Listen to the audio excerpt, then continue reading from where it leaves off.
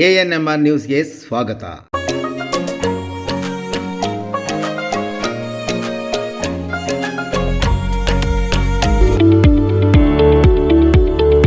DE Preethi CBSE school Thimmasandra Chintamani. ನಮ್ಮ ಶಾಲೆಯಲ್ಲಿ 2024-25ನೇ ಸಾಲಿನ pre school, LKG, UKG, grade 1 to grade 10 CBSE ಪಠ್ಯಕ್ರಮದ ದಾಖಲಾತಿ ಪ್ರಾರಂಭವಾಗಿದೆ.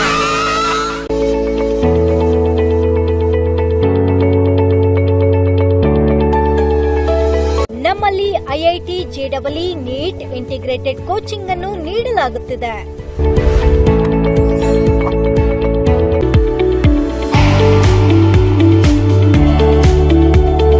ನಮ್ಮಲ್ಲಿ ಯೋಗ, ಕರಾಟೆ, ಡ್ಯಾನ್ಸ್ ಮುಂತಾದ ಕೋ-ಕರಿಕ್ಯುಲರ್, ಎಕ್ಸ್ಟ್ರಾ ಕರಿಕ್ಯುಲರ್ ಆಕ್ಟಿವಿಟೀಸ್ ತರಬೇತಿಯನ್ನು ನೀಡಲಾಗುತ್ತಿದೆ.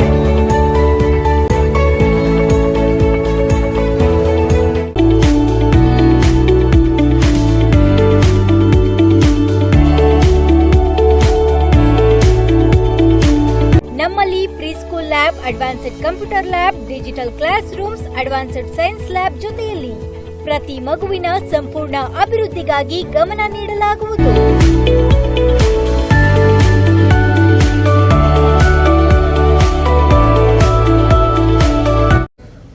ಎಲ್ಲ ಹಿರಿಯ ಮುಖಂಡರೇ, ನಮ್ಮ ಅಭ್ಯರ್ಥಿಯಾಗಿರ್ತಕ್ಕಂಥ KV ಗೌತಮ್ ಅವರೇ, ಇಲ್ಲಿ ಹೆಚ್ಚಿನ ಸಂಖ್ಯೆಯಲ್ಲಿ ಬಂದಿರತಕ್ಕಂಥ ಎಲ್ಲ ತಾಯಂದಿರೇ, ಅಕ್ಕ ತಂಗಿಯರೇ, ಎಲ್ಲ ನಮ್ಮ ಈ ಭಾಗದ ಮುಂಗಾನಹಳ್ಳಿ ಹೋಬಳಿಯ ಎಲ್ಲ ಹಿರಿಯ ಮುಖಂಡರೇ, ಕಾಂಗ್ರೆಸ್ ಪಕ್ಷದ ಎಲ್ಲ ಸಕ್ರಿಯ ಕಾರ್ಯಕರ್ತರೇ, ಸ್ನೇಹಿತರೇ ಮತ್ತು ಮಾಧ್ಯಮ ಮಿತ್ರರೇ, ಆ ಸಂದರ್ಭದಲ್ಲಿ ದೇಶದ ಪರಿಸ್ಥಿತಿ ಏನಿತ್ತು ಅಂತಕ್ಕಂಥದ್ದನ್ನ ನಾವೆಲ್ಲ ಆಲೋಚನೆ ಮಾಡಬೇಕು. ಅವತ್ತಿನ ಪರಿಸ್ಥಿತಿಗೆ ಅನುಗುಣವಾಗಿ ಭವಿಷ್ಯತ್ತಿನ ಭವ್ಯ ಭಾರತವನ್ನ ನಿರ್ಮಾಣ ಮಾಡಬೇಕು ಅಂತ ಹೇಳಿ ಈ ದೇಶದ ಪ್ರಪ್ರಥಮ ಪ್ರಧಾನಮಂತ್ರಿ ಪಂಡಿತ್ ಜವಾಹರ್ಲಾಲ್ ನೆಹರು, ಗೃಹ ಸಚಿವರಾಗಿದ್ದಂತ ಸರ್ದಾರ್ ವಲ್ಲಭಾಯ್ ಪಟೇಲ್ ಮತ್ತು ಇತರ ಎಲ್ಲ ಮುಖಂಡರು, ಇವರೆಲ್ಲರೂ ಮಹಾತ್ಮ ಗಾಂಧಿ ಅವರ ಮಾರ್ಗದರ್ಶನದಲ್ಲಿ ಈ ದೇಶಕ್ಕೆ ಒಂದು ಭವಿಷ್ಯತ್ತನ್ನ ರೂಪಿಸಬೇಕು ಅಂತ ಹೇಳಿ ಅವತ್ತು ಪಣವನ್ನು ತೊಟ್ಟು ಅವತ್ತು ಪ್ರಾರಂಭ ಮಾಡಿದ್ರು ಈ ದೇಶವನ್ನ ಕಟ್ಟಲಿಕ್ಕೆ. ತಾವೆಲ್ಲ ನೋಡಬಹುದು, ಬಾಬಾ ಸಾಹೇಬ್ ಅಂಬೇಡ್ಕರ್ ಅವರನ್ನ ಮುಂದೆ ಇಟ್ಕೊಂಡು ಈ ಭಾರತಕ್ಕೆ ಒಂದು ಸದೃಢವಾದಂತಹ ಒಂದು ಸಂವಿಧಾನವನ್ನ ಕೊಡ್ತಕ್ಕಂತ ಕೆಲಸವನ್ನ ಮಾಡಿದ್ರು. ಈ ದೇಶದ ಕಟ್ಟಕಡೆಯ ಬಡವನಿಗೂ ಕೂಡ ಈ ದೇಶದಲ್ಲಿ ಗೌರವವಾಗಿ ಬದುಕಬೇಕು ಅಂತಕ್ಕಂತ ಒಂದು ಅವಕಾಶವನ್ನ ಕಲಿಸ್ಕೊಡ್ಬೇಕು ಅಂತ ಹೇಳಿ ಅವತ್ತು ಬಾಬಾ ಸಾಹೇಬ್ ಅಂಬೇಡ್ಕರ್ ಅವರು ಸಂವಿಧಾನವನ್ನ ನಮ್ಮ ದೇಶಕ್ಕೆ ಬಹಳ ಅರ್ಥಪೂರ್ಣವಾಗಿ ಇಡೀ ಪ್ರಪಂಚವೇ ಮೆಚ್ಚತಕ್ಕಂತ ಒಂದು ಸಂವಿಧಾನವನ್ನ ಬಾಬಾ ಸಾಹೇಬ್ ಅಂಬೇಡ್ಕರ್ ಅವರು ಕೊಟ್ಟರು. ಅಲ್ಲಿಂದ ಪ್ರಾರಂಭ ಆಯ್ತು ನಮ್ಮ ಪಯಣ. ದೊಡ್ಡ ದೊಡ್ಡ ಶಿಕ್ಷಣ ಸಂಸ್ಥೆಗಳನ್ನ ಪ್ರಾರಂಭ ಮಾಡಿದ್ರು, ಐಐಟಿಗಳು, IIMಗಳು ಇವೆಲ್ಲ ಪ್ರಾರಂಭ ಮಾಡಿದ್ರು. ದೊಡ್ಡ ದೊಡ್ಡ ಕೈಗಾರಿಕೆಗಳನ್ನ ಪ್ರಾರಂಭ ಮಾಡಿದ್ರು. ಕೃಷಿ ಕ್ರಾಂತಿಯನ್ನ ಜಾರಿ ತರ್ತಕ್ಕಂಥ ಕೆಲಸಗಳನ್ನ ಮಾಡಿದ್ರು. ಆಹಾರ ಉತ್ಪಾದನೆಯನ್ನ ಹೆಚ್ಚು ಮಾಡತಕ್ಕಂಥ ಕೆಲಸಗಳನ್ನ ಮಾಡಿದ್ರು. ಅದೇ ರೀತಿ ನಮ್ಮ ಸೈನ್ಯವ ಶಕ್ತಿಯನ್ನ ಬಲಗೊಳಿಸ್ತಕ್ಕಂಥ ಕೆಲಸಗಳನ್ನ ಮಾಡಿದ್ರು. ಬಹಳಷ್ಟು ಸಂಶೋಧನೆಗೆ ಸಂಸ್ಥೆಗಳನ್ನ ಹುಟ್ಟಾಕಿದ್ರು. DRDO ಅಂತಕ್ಕಂಥ ಸಂಸ್ಥೆಗಳನ್ನ ಹುಟ್ಟಾಕಿದ್ರು. ಬಾಬಾ ಅಟಾಮಿಕ್ ರಿಸರ್ಚ್ ಸೆಂಟರ್ ಅನ್ನ ಹುಟ್ಟಾಕಿದ್ರು.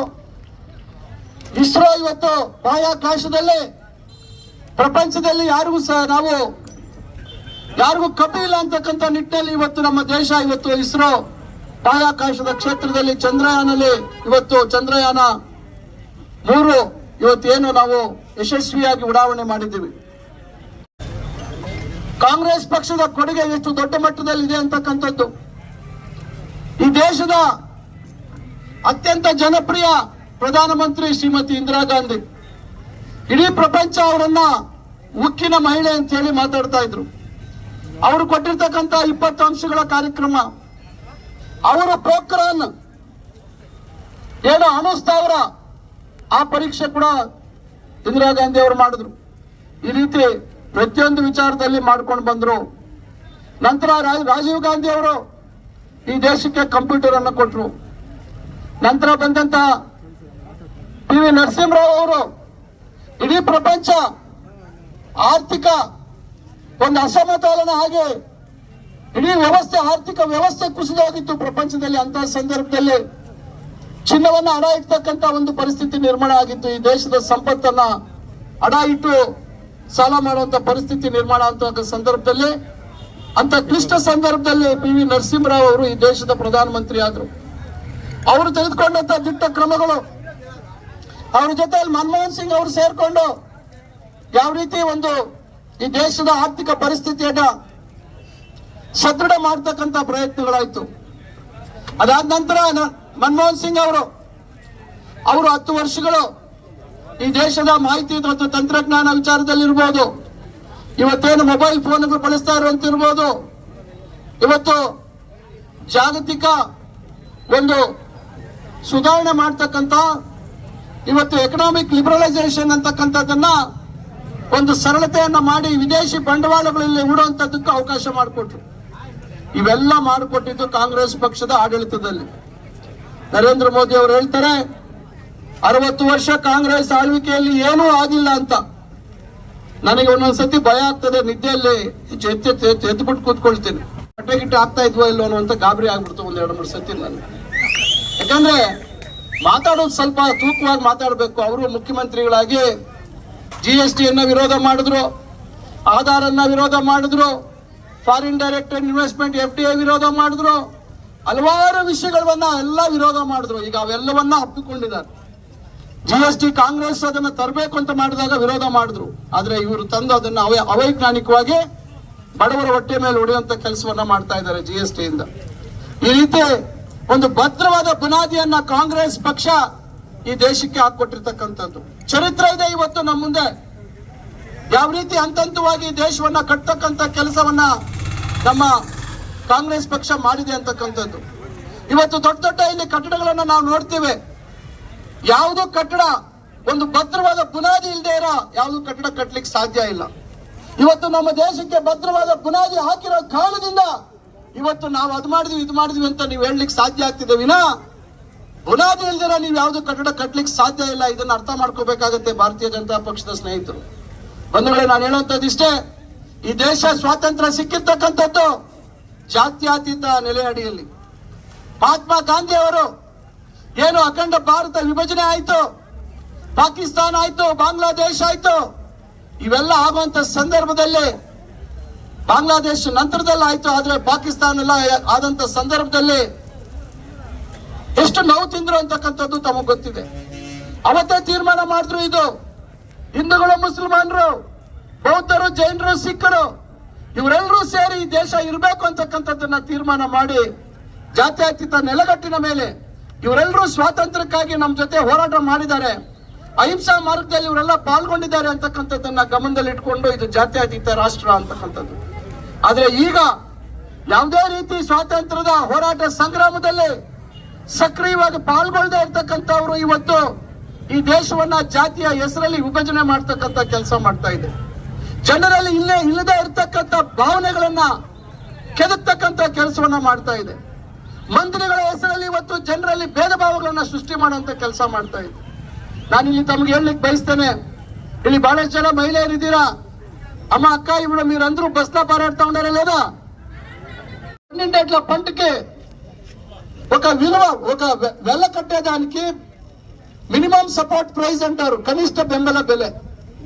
దీన్ని ఏందా అని చెప్పి రైతులు పోరాటం చేస్తే వాళ్ళతో నీళ్ళు పిరంగిలతో వాళ్ళతో వెనక్కి పంపిస్తారు, గోడలు కడతారు, రోడ్లు అంతా గోడలు కట్టేస్తారు ఢిల్లీకి పోకుండా.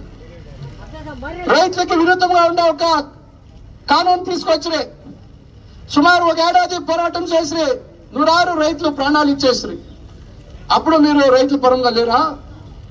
ఇక్కడ ఉన్న అట్లా ఆడవాళ్ళు అడుగుతానమ్మా,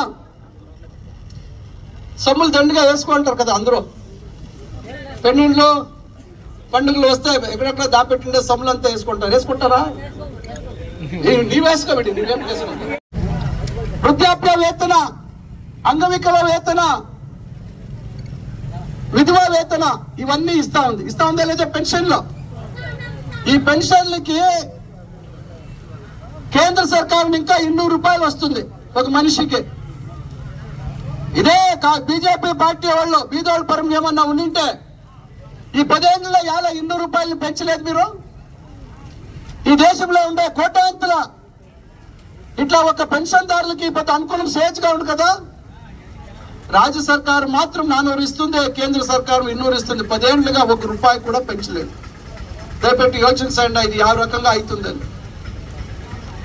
5 గ్యారంటీలు మన సర్కారు వచ్చేక ముందు ఎలక్షన్లకి మీరందరూ ఊరికి ఇంటింటికి పోయి అక్క అమ్మ చెల్లి అని చెప్పే గ్యారంటీ కార్డులో సిద్ధరామయ్య వాళ్ళ సైన్, శివకుమార్ వాళ్ళ సైన్ ఉండేది ఇస్తారా లేదా? ఎవరు ముంగాన్పల్లి ఎవరు ఇచ్చినట్లు లేదు. ఏం సత్తా లేకుండా అయిపోతే ఏం చేసేది మనం? నీవు కూస్తూ ఉండవు, వానికి ఎవరికి లేదు, గొంతు పడిపోయాయి. ఇప్పుడు ఇవన్నీ పోయి ఇచ్చిండ్రు మీరు. బహుశా కొందరికి దిగులు పడిండ్రేమో, ఏం పై ఇవన్నీ ఇస్తా ఉండమే. రేపొద్దున గ్రామ పంచాయతీ ఎలక్షన్ లో ఇంకో ఎలక్షన్ వస్తే ఎట్లా వాళ్ళు ఇల్లు దగ్గర పోయేది? రేపొద్దున ఉంచుతారా మగానా? ఏం సమయం అప్పుడు చెప్పిపోతువే, ఏం ఇలేదే, యామారి చోటు వేపించుకొని వేస్తారా అని చెప్పి కొందరికంతా దిగులు పడిండ్రేమో. ఏం రమేష్ రెడ్డి దిగులు పడింటావు కదా? చంద్ర దిగులు పడిండ్రా లేదా? ఏపా బొడంపల్లేపా ఇప్పుడు నేను చెప్తా ఉన్నాను మీకు, 20 ఏళ్ళైంది నేను రాజకీయాలకు వచ్చి. ఎప్పుడూ ఇంత ఆత్మవిశ్వాసంతో జనాల ముందు వచ్చేదానికి ధైర్యం ఉంటా ఉండేది, ఏమో ఒకటి బెంగ ఉంటా ఉండే. కానీ ఇప్పుడు 10 నెలల వెనుక ఏం మాట ఇచ్చింటిమి మనము, ఆ మాట నెరవేర్చిన తృప్తి జనాలు ఎదురుగా వస్తే వాళ్ళు చూసి ఖుషిగా వాళ్ళు మగాళ్ళలో ఉండే ఆనందాన్ని చూసేదానికి కూడా మాకు అంత సంతోషం అవుతుంది. ఇట్లా ఒక పరిస్థితిలో మీరు ఎట్లా ఇప్పుడు ధైర్యంగా పోయి ఇండ్లకే రాజ్య సర్కారు 10 గ్యారెంటీల్ని 5 గ్యారెంటీల్ని అమలు చేసింది. కేవలం 8 నెలల లోపల అయిపోతే అమలు చేసింది. ఇంత పెద్ద రీతిగా కరువు వచ్చినా కూడా నరేంద్ర మోదీ సర్కారు ₹1 కూడా ఇకపోయినా సిద్ధరామయ్య సర్కారు కూడా 900 కోట్లు ఇస్తే 1000 ఇంకా ₹2000 రైతులకి మీకు అకౌంట్లకు వచ్చిందా లేదా నేరంగా? ఇది కాక గ్యారెంటీలు 37,000 కోట్లు 2023-24 ఏడాదిలో ఇచ్చిండేట్లా. అది ఇప్పుడు 24-25 ఏడాదికి 52,000 కోట్లు ఇప్పుడు ఈ 5 గ్యారెంటీలకి ఖర్చు పెట్టే పరిస్థితి అవుతా ఉంది. దాన్ని చెప్తారు దివాళీ అయిపోయింది, దానికంతా చెప్తాను. మీ ఓబుల్లో ఏమేమి మంజూరు చేపించినని చెప్తాను. నేను ముఖ్యమంత్రిగా పనిచేసింది అట్లా పెద్ద మనుషులు గ్యారెంటీల వల్ల ఆడవాళ్ళు దావ తప్పారంట. వాళ్ళు ఎవరో ప్రకాష్ రాజ్ అనే సినిమా యాక్టర్ ఒక స్టేట్మెంట్ ఇచ్చిండ్రి, దావ తప్పయింది అదే జనాలు కాదు స్వామి, నేను దారి తప్పిద మగ అని చెప్పి దారి తప్పిద మగ అని రాజ్ కుమార్ సినిమా ఉండే, జ్ఞాపకం డాక్టర్ రాజ్ కుమార్ సినిమా ఉండే దారి తప్పిద మగ. ఈ పొద్దు కుమారస్వామికి దారి తప్పిద మగ అని చెప్పి ప్రకాష్ రాజ్ అంటే ఎంత భయపడిపోయినాడు కుమారస్వామి. ఇంత పెద్ద ఎత్తున ఇంత కరువు కాలంలో కాంగ్రెస్ పార్టీ సాయం చేసింది కదా జనాలకి. వీళ్ళందరూ మనం చెప్పే అబద్ధాలు నమ్ముతారా? అందుకు ఈ రకంగా ఏమన్నా చెప్పేస్తా అట్లనే నమ్ముతారేమో అని చెప్పి ఒక ప్రయోగం చేసి అందరూ తుబుక్కు మనం ఉంచుతా ఉన్నారు. ఇదే ఈ రాజ్యంలో ఉండే ఆడవాళ్ళంతా టీవీలు చూడండి, మీరు ఉంసు పెట్టేసి తిరిగా వాళ్ళ అప్ప పిలిచి చెంపలకు 2 వేసి పోరాపా రే పొద్దున్నే పోయి క్షమాపణ అడగప్ప అని చెప్పి పంపించారు. మరుసటి నాడు పోయి అయ్యా నన్ను అంగేళ్ళిలా అని చెప్పి నన్ను వాపస్ తಗೊಳ್ತೀನಿ మాత్రం అని చెప్తారు. ఒకసారి నోరు జారినాక అవకాశం ఉందా? అర్థం పగిలిపోయి జోడించక అవుతుందా? వాళ్ళ మనసులో ఉండేది కక్కేసి కదా. దయపెట్టి ఆడవాళ్ళు మీరందరూ యోచన చేయాల. 5 గ్యారెంటీలు ఇవేం అమలు చేసినామో ఇది వాళ్ళు సహించక అయితా ఉండలేదు. 136 ఎమ్మెల్యేలు ఉండారు ఈ పొద్దు 224 స్థానాలకి. ఇంత పెద్ద మెజారిటీ ఉండే సర్కారాన్ని లోక్సభ ఎన్నికల అయిన తర్వాత దింపేస్తాము అని చెప్తా ఉన్నారు. బీజేపీ వాళ్ళు చెప్తారు, కుమారస్వామి వాళ్ళు చెప్తారు. ఎట్లా దింపేకైతుంది? ఏం గ్రామ పంచాయతీ ఎలక్షన్ ఒక సీటు 2 సీట్లు తేడా ఉంటాయి పీకేసీకి. ఈ మధ్య ఎన్ని సీట్లు మనం ఎక్కువ ఉన్నాం? 25 కన్నా ఎక్కువ జానా ఉంటాం ఎమ్మెల్యేలు. ఏమి సింపుల్ మెజారిటీకి 113కి పైన లెక్కేస్తే మీకు తెలుస్తుంది. ఇంత పెద్ద మెజారిటీ ఉంటే దింపేస్తామనే దానికి కారణం ఇంతే. కాంగ్రెస్ పార్టీ 5 ఏళ్ళు ఈ రాజ్యంలో ఉంటే ఏమేమి ప్రణాళికలో చెప్పిండారో అవన్నీ అమలు చేసేస్తారు. ఇప్పుడప్పుడు 5 గ్యారెంటీలు అమలు చేసిండారు, జనాలు వాళ్ళు వైపు ఉండారు. దీన్ని ఏమన్నా పీకేస్తేనే మాకు రేపు పొద్దున్నే రాజకీయ భవిష్యత్తు ఈ పొద్దు మా అన్న ఎమ్మెల్యే అయినాడు, మా అన్న కొడుకులు ఒక వైపు ఎమ్మెల్సీ అయినాడు, ఒక వైపు ఎంపీ అయినాడు, మా బావుని ఈ పొద్దు ఎంపీ చేసేకపోతా ఉండము. ఆడవాళ్ళకి ఎట్లా మిస్ అయిపోయా, ఇంకా 2-3 ఆడవాళ్ళు ఇంట్లో ఉన్నారు, వాళ్ళకి స్థానాలు కావాలా. ఇప్పుడు తనే మనుముడు పుట్టిండాడు, వాడు బతికేపటికి వానికి ఒక జాగా కావాలా, వీళ్ళందరికీ జాగా కావాలా ఇంట్లో.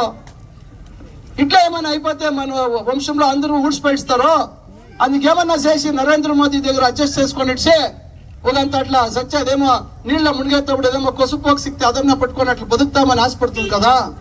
ఆ రకంగా ఏమో కుమారస్వామి పెద్ద కసుపోకు పెట్టుకుని ఎట్లా బీజేపీ జట్ల అవకాశవాదం రాజకారణం చేసేకపోయిండారు. ప్రధానమంత్రి ఏమన్నా నరేంద్ర మోదీ అయిపోతే ఈ దేశాన్ని వదిలేసి వెళ్ళిపోతాను అని చెప్పిండ్రు. కానీ ఎక్కడా పోలే, గట్టిగా ఇంకా హాస్టల్లో కూర్చొని తుమ్కూరులో నిలిచి సరిపోయింది. ఇంకొక జన్మం ఉంటే నేను మరో జన్మం ఉంటే ముస్లిమాన్ కుటుంబంలో పుట్టాలా నేను అని చెప్పిండ్రు దేవేగౌడ్. ఈ పొద్దు సాహెబులతో మీరు రావదంటే పోండా మీరు ఎవరు మా కోటేశ్వలే అని చెప్తా ఉంటారు. మీరు మీ పార్టీ పేరు JDS అని పెట్టుకునే దానికి బదులు JDK అని పెట్టుకోండి. అంటే కే అంటే కుటుంబము, జనతాదళ్ కుటుంబము, వేరే ఎవరికి అవకాశం లేదు. మీరు మండ్యాలపై నిలబెడుతున్నారు, వాళ్ళు ఎవరు ఎక్కడ భాషణం చేస్తారంట, కేవీ గౌతమ్ కోలార్ జిల్లా వాళ్ళు కాదు అని. ఇక్కడ 2 సార్లు ఎమ్మెల్యే అయిండే వాళ్ళు యావూరు, ఇంకా అడాడో మాలూరులో ఎమ్మెల్యే అయింటారు వాళ్ళదే ఊరు, కోలార్లో ఎవరో ఎమ్మెల్యే అయింటారు వాళ్ళదే ఊరు. మీరు ఎట్లా పోతారు? చన్నపట్నంలో మీ ఊరా? చన్నపట్నము రామ్నగరం మీ ఊరా? మీరు మాత్రం ఎక్కడంటే పోయి అక్కడ నిలబడొచ్చిన, వేరే ఎవరికి అది అవకాశం లేదా? మీరు ఎట్లా పోయి మండ్యాలో నిలబడుతున్నారు? ఆడేం మీ నాయకులు ఎవరు లేరా? మాట్లాడేటప్పుడు కొంచెము యోచన చేసి మాట్లాడాలా. కాబట్టి నేను మీకు అందరికీ చెప్పేది ఇంతే, వచ్చే వారం ఇన్సేపుకి ఓటింగ్ అయితే ఉంటుంది, అవునా లేదా? ఎండ జోరుగా ఉంది, ఇంట్లో ఉంటే కష్టమైపోతుంది. 2000 రూపాయలు నేరంగా అకౌంట్కి పడతా ఉంది, మధ్యవర్తులు ఎవరూ లేరు. ఇంత పెద్ద ఎత్తున కార్యక్రమము 1 రూపాయి కూడా మోసం కాకుండా నేరంగా జనాలకు వస్తా ఉంది అంటే మీరు యోచన చేయండి ఎంత కష్టపడి ఇప్పుడు ఇట్లా కార్యక్రమాన్ని మన ముఖ్యమంత్రి సిద్ధరామయ్య గారు అమలు చేసిండారనేది. వాళ్ళ తోడుగా DK శివకుమార్ గారు చేరుకొని వీళ్ళిద్దరూ చేరి ఇంత పెద్ద ఎత్తున ఇట్లా కార్యక్రమాన్ని అమలు చేసిండారు. దుడ్డే లేదంటే అభివృద్ధికి. ఇప్పుడు ఇదే బట్లపల్లి క్రాస్ లాన్ ఇంకా అంకాలముడికి రోడ్ అయింది. ఇదివరకు 10 ఏళ్ళు అయిండే రోడ్లకి ఈ రోడ్డుకు ఈ గుణమట్టానికి మీరు దయపెట్టి చూడండి ಯಾವ రీతిగా రోడ్ అయింది అనే దాన్ని. మురుగుబల్లాన్ని ఇంకా ఇదే ఎనుల్పాడు వరకు 9,80,00,000 టెండర్ అయింది. ఎలక్షన్ అయిన తర్వాత అది కూడా స్టార్ట్ అవుతుంది. 2 కోట్ల రూపాయలకి సున్నపుకొట్టుది రోడ్డు బిలాండ్లపల్లి వరకు 2 కోట్ల రూపాయలు అది అయింది. మరొక 5 కోట్లు ఈ హోబిలీలో రోడ్డు కేపించడాను. ఇదే మన దేవస్థానము కోనకుంట్ల దేవస్థానం రోడ్డు చంద్రాయనపల్లికి రోడ్డు చూసినారా ఎట్లుంది? ఆ రోడ్డు కేపించినాము. సుమారు ఏండ్లుగా బిల్లాండ్లపల్లి ఇంకా పుట్టుకుంట్లపల్లికి సిమెంట్ రోడ్ వేసినారు. పై చూసుకురాండ ఎంత బాగా వేసిండారో పాపం. అంతా అప్పుడే నడిచేసింది, అంతా క్రాక్ వచ్చేసింది, లైన్లు కనపడతా ఉంది. అది కూడా మిగిలిండే దానికి కూడా టార్ రోడ్ వేయించినాను. అది కూడా ఎలక్షన్ అయినాక టెండర్ ప్రాసెస్ లో ఉంది, టెండర్ అయినాక షురు అవుతుంది. ఇది కాక అప్పుడే చంద్రబాబు చెప్పా బాపనపల్లి ఏటి మన ఎసకలపల్లి ఏటికి వెనక అప్పుడు నేను ఎమ్మెల్యేగా ఉండేటప్పుడు వేయించింటే లో లెవెల్ కాజ్వే అని. 2015 ఇస్వీలో వాన వచ్చినప్పుడు ఊసిపోయా. పెద్ద మనిషి ఫస్ట్ టైం ఎమ్మెల్యేగా ఉండే అప్పుడు వేయించలే. తిరిగా ఏమో పెద్ద పని చేసినాడు అని చెప్పి 2వ సతి కూడా గెలిపించింది. అప్పుడన్నా వేయించినా బాపనపల్లి ఏటి కనపడలేదా? జనాలు పారేవాళ్ళు కాదా? మనుషులు కాదా? ఇప్పుడు 5 కోట్ల రూపాయల్లో 70 లక్షలు ఎసకలపల్లి దగ్గర, 1 కోటి రూపాయలు బాపనపల్లికి, 3 కోట్ల 30 లక్షలు నల్లరాలపల్లి దగ్గర ఏమి ఒకటి చెక్ డ్యామ్ వెనక నేనే పాత చెక్ డ్యామ్ 100 ఏళ్ళు వెనక అయిండే దాన్ని నీళ్లు లీక్ అవుతా ఉండే దాన్ని రెడీ చేసి చెట్టుమే దాని కింద దాన్ని 2 అంతలు 3 అంతలు నీళ్లు పట్టేట్లా దాన్ని చేయాలని చెప్పి ఈ పొద్దు దాన్ని 3 కోట్లు 30 లక్షలు వేయించున్నాం. అది కూడా ఎలక్షన్ అయినాక షురు అవుతుంది, టెండర్ జరుగుతూ ఉంది. ఇది కాక వచ్చినప్పుడు మన లీడర్లందరూ చెప్పడే ఆడ బండుకోట దగ్గర కొంచెము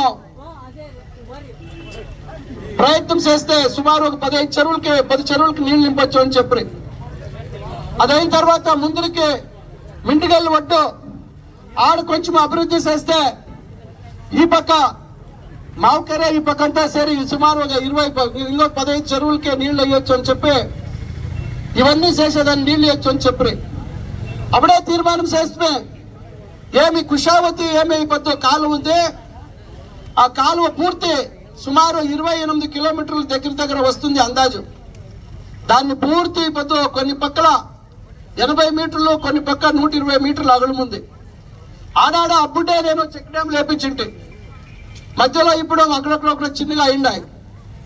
సంపూర్ణంగా ఆ ఒక ఇది కుషావతి కాలువ ఏముంది, ఒడ్డేము వంకేముంది, ఆ వంక పూర్తి పిచ్చి ఆ పక్క జమీన్లు రైతుల జమీన్ పక్కకి మొన్నేసి ఎక్కువగా నీళ్లు పారేట్లా తిరిగా ఏడాడా ఈ చెక్ డ్యాములు పాతి ఉన్నాయి, దాన్ని ఎత్తరం చేసేక అవుతుందా లేదా కొత్తగా చెక్ డ్యాములో ఏడాది కట్టాలా అని చెప్పి సుమారు 100 కోట్ల పైగా 120 కోట్ల పైగా అవుతుంది. అది ఒక దానికి కూడా ఎస్టిమేట్లు రెడీ చేయమని చెప్తా ఉన్నాము.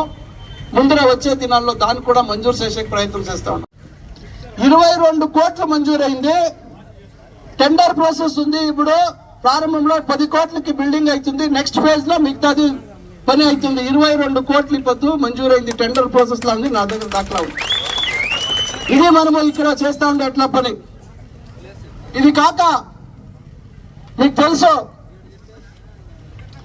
ఫ్యాక్టరీలు చేస్తామని చెప్పి ఇక్కడే బట్లపల్లిలో మనం చెప్పి వెనక ఎలక్షన్ ముందు దురాదృష్టము 10 ఏళ్ళు నేను లేకపోవడానికి ఉండే కనిషెట్పల్లి గుట్టులో 275 ఎకరాలు డీమ్డ్ ఫారెస్ట్ లోకి చేరిపోయింది. వీళ్ళకి పెద్ద మనుషులు ఆడళితంలో ఉండేవాళ్ళకి తెలియ ఎలాంటి ఫ్యాక్టరీలు శురు చేసే ప్రయత్నం చేసింటే తెలుస్తా ఉండే, ఏమి సైకిల్ ఊరికే ఉంది కదా, ఈ డీమ్డ్ ఫారెస్ట్ లోకి చేరిపోయింది. ఆ పద్దు ఎట్లుండే 20 ఏళ్ళు వెనుక ఈ పద్దు కూడా అదే రకంగా అదే వినయము అదే ఒక విశ్వాసము. నాటకం లేదు, దయపెట్టి మీరు యోచన చేయండి. నాటకం లేదు, నాటకము తెలుసు కదా, నాటకం ఎట్లు చేసి వెనకాన్ని నాటకం చేసి ఏమాయా మన పరిస్థితులు ఏమాయా అనంతా మీకు తెలుసు. దాని గురించి నేను ఎక్కువగా మాట్లాడకపోయేది. కాలం మారిపోయింది, మార్చే అవకాశం వచ్చింది. ఈ పొద్దు మారుతా ఉంది. మీరందరూ గట్టిగా మనసు చేస్తే ఏమి మొన్న నాకు 30,000 లీడ్ ఇస్తుంది, 97,000 ఓటు మనకు వచ్చిండే. ఎంత? వానికి 69,000 ఓటు వచ్చిండే, ఇంకొక పార్టీకి 21,000 ఓటు వచ్చిండే. దాన్ని ఇంకా వాళ్ళు రెండు కలిపితే మనమే ముందున్నాం కానీ పరిస్థితులు మారిండాయి. చాలా మంది ఇంకా రాజకీయంగా తీర్మానం తీసుకున్నారు. మీరందరూ ఎక్కువగా శ్రమ పడితే బహుశా 1,10,000 కన్నా పైగా మన కాన్స్టిట్యున్సీలో ఓటు వచ్చేదానికి మీరందరూ సహకారం చేయాలి. ఇంకా మనకి మిగిలిండేది కేవలం 6 నాళ్ళు. ఈ 6 నాళ్ళలో మీరు ఈ పెద్ద పాంప్లెట్లు ఇవ్వాలి, అందరికీ ఆడవాళ్ళకి మాట్లాడాలా, వాళ్ళు చెప్పాలా. ఏడాది పూర్తి వచ్చే అనుకూలం కావాలన్నా ఈ పెద్ద ఒకనాడు వాళ్ళు ఇచ్చే అనుకూలం కావాలా అనేది మీరు అడగల. కాంగ్రెస్ పార్టీ ఏమి ఇస్తా ఉంది, అవన్నీ వాళ్ళకి కావాలా అని అంటే ఇవన్నీ రేపొద్దునే ఏమి కుమారస్వామి వీళ్ళు చెప్పే రకంగా సర్కారాన్ని దించేస్తామని చెప్పే మాటలు ఏమన్నా అయితే ఇవన్నీ నిలిచిపోతాయి. దాని ఇంకా ఏమి పెద్ద మన సిద్ధరామయ్య వాళ్ళు డీకే శివకుమార్ వాళ్ళు మీకు చేసిండే సహాయాన్ని దాన్ని గుర్తులో పెట్టుకొని కాంగ్రెస్ పార్టీకి ప్రోత్సహిస్తే ఇంకా ఎక్కువగా కార్యక్రమాలు తీసుకొచ్చే దానికి సాధ్యమవుతుంది. సాధ్యమవుతుందా లేదా? ఏం మాట్లాడుతుండే తప్ప ఆడవాళ్ళంతా. అంతే, దయపెట్టి కాంగ్రెస్ పార్టీకి మన చేయి గుర్తుకి అతి ఎక్కువగా ఓటేసి మన గౌరవం మిగిలించుకోవాలా. మీరు అప్పుడే చెప్పరే మన నాయకులందరూ ఈ పెద్ద జవాబారి నాకు చాలా అయింది. చిన్నబడాపురము పార్లమెంట్ లో కూడా నేను పాలనలో నిన్న పూర్తి దినము ముఖ్యమంత్రి గారితో నేను అక్కడ పారాడితే ఇప్పుడు ఇక్కడున్నాను. రేపు ఇంకొక మీటింగ్ 21వ తారీఖు తిరిగా ముఖ్యమంత్రి గారు బంగారుపేటకి షిడ్లగట్టుకు వస్తారు. ఈ రకంగా మొన్న ఒక దినం పూర్తి షిడ్లగట్లో ఉంటే ఈ రకంగా జవాబుదారీ చాలా అయింది అని చెప్పి మన ఊర్లోనే మనకి పక్కలు పడకూడదు. ఇది చాలా ముఖ్యమైనదే. దయపెట్టి మీ గౌరవము నా గౌరవము అందరి గౌరవము మనము రేపొద్దున్నే పార్టీ నాయకుల ముందర మనం మిగిలించుకోవాలంటే అతి ఎక్కువగా ఓటు చింతామణి తాలూకులో కాంగ్రెస్ పార్టీకి రావాలా. మన అభ్యర్థి గౌతమ్ గారు లోక్సభ సదస్సులుగా పోయేదానికి మీరందరూ సహకరించాలని చెప్పి మరోసారి ఇంత ఎండున్నా కూడా చూడండి వీళ్ళకి అప్పటి ఇంకా చెప్తున్నారు.